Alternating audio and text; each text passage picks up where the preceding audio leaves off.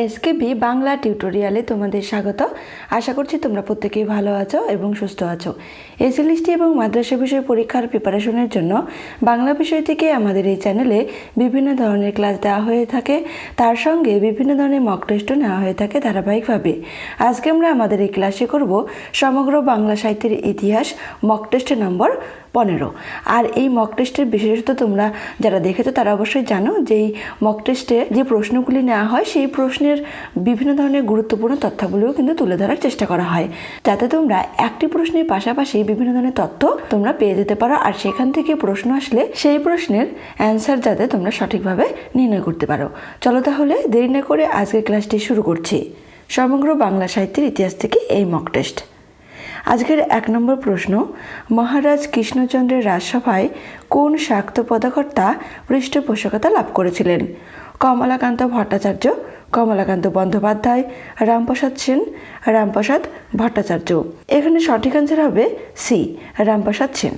এখানে দেখো অপশনে আমি রেখেছি কমলাকান্ত বন্দ্যোপাধ্যায় আর রামপ্রসাদ ভট্টাচার্য, এই জন্যই রেখেছি। দেখো আমাদের অনেক সময় কি হয় এক্সাম হলে যে আমরা সঠিক অ্যান্সারটি জানি, কিন্তু দেখো সেই হয়তো আমরা সঠিক অ্যান্সারটি জানা সত্ত্বেও নির্ণয় করতে পারি না। যেরকম কমলাকান্ত ভট্টাচার্য হবে না কমলাকান্ত বন্দ্যোপাধ্যায় হবে, কনফিউশনে পড়ে যায়।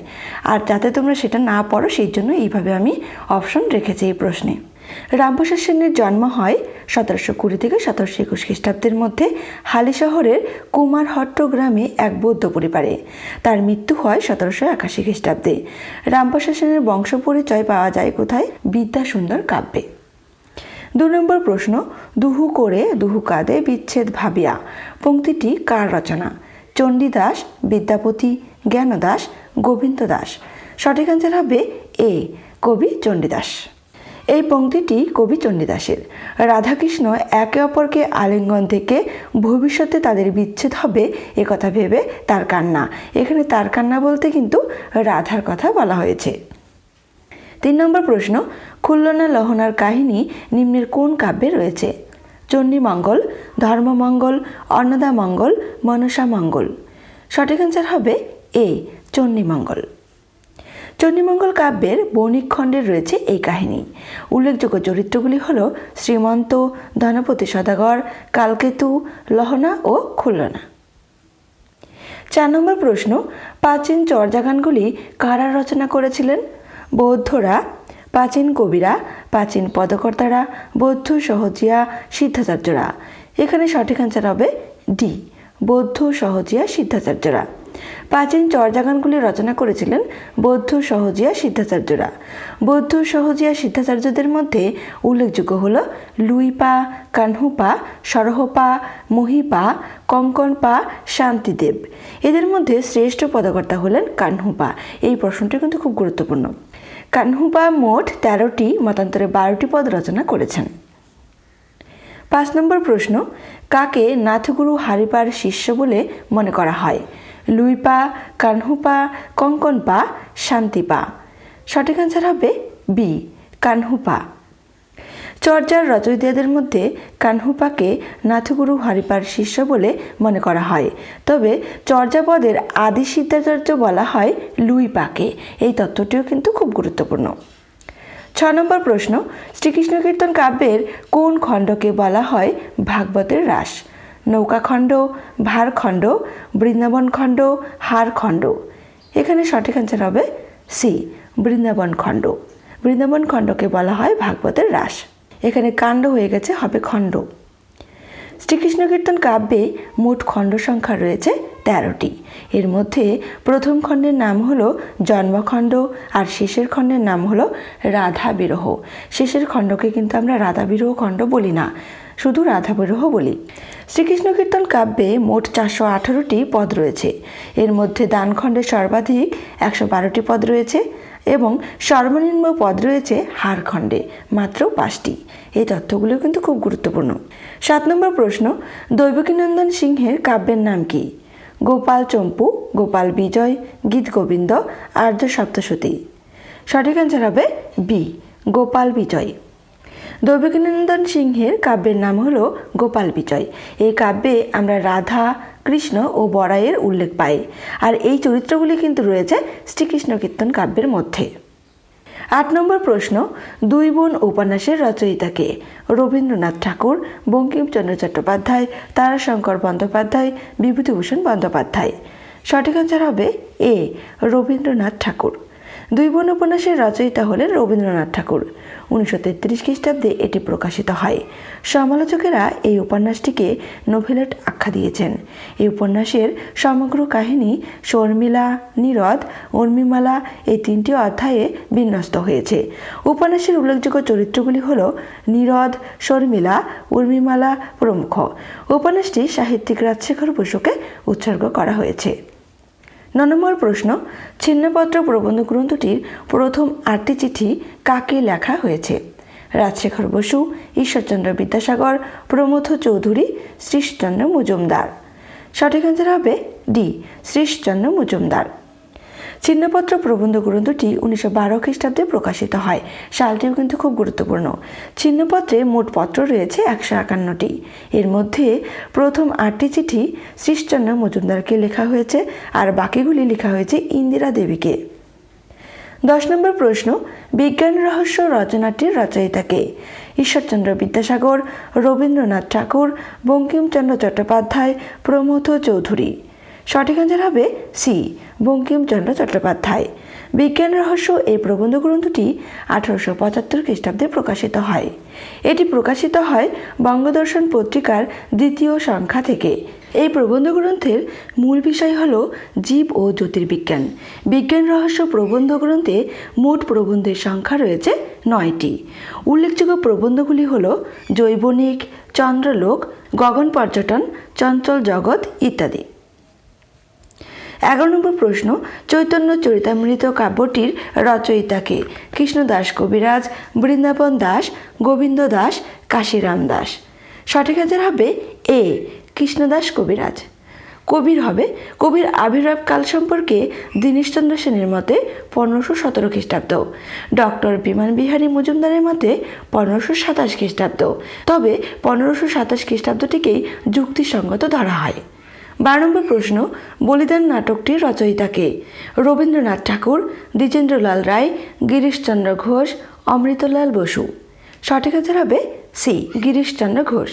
বলিদান নাটকটি প্রকাশিত হয় 1905 খ্রিস্টাব্দে। পণপ্রথাকে বিষয় করে লেখা হয়েছে এই নাটকটি। 1905 খ্রিস্টাব্দের 3রা জুন নাটকটির প্রথম অভিনয় হয় মিনার্ভা থিয়েটারে। 13 নম্বর প্রশ্ন, বিমলা কোন উপন্যাসের চরিত্র? এই চরিত্রটি খুব গুরুত্বপূর্ণ। দুর্গেশন নন্দিনী হবে। দুর্গেশন নন্দিনী, কপাল কুণ্ডলা, চোখের বালি, ঘরে বাইরে। সঠিক আনসার হবে ডি, ঘরে বাইরে। ঘরে বাইরে উপন্যাসটি প্রকাশিত হয় 1916 খ্রিস্টাব্দে।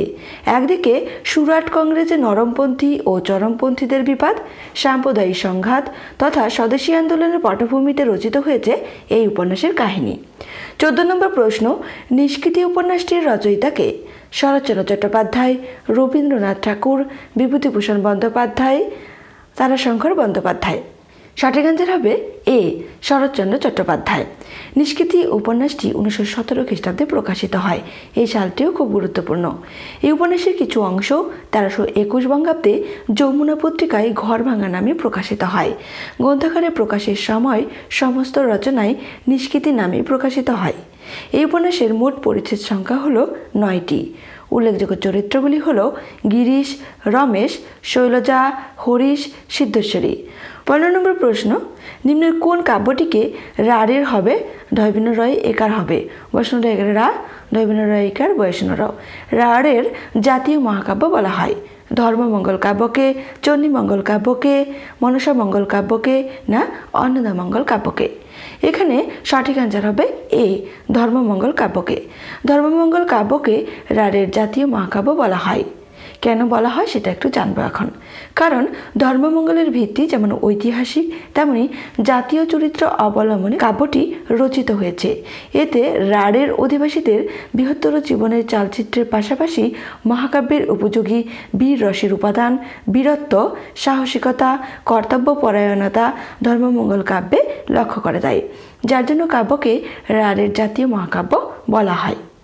16 নম্বর প্রশ্ন, 1395 শকে গ্রন্থ আরম্ভন, 1402 শকে হইল সমাপন। এই শ্লোকটির রচয়িতা কে?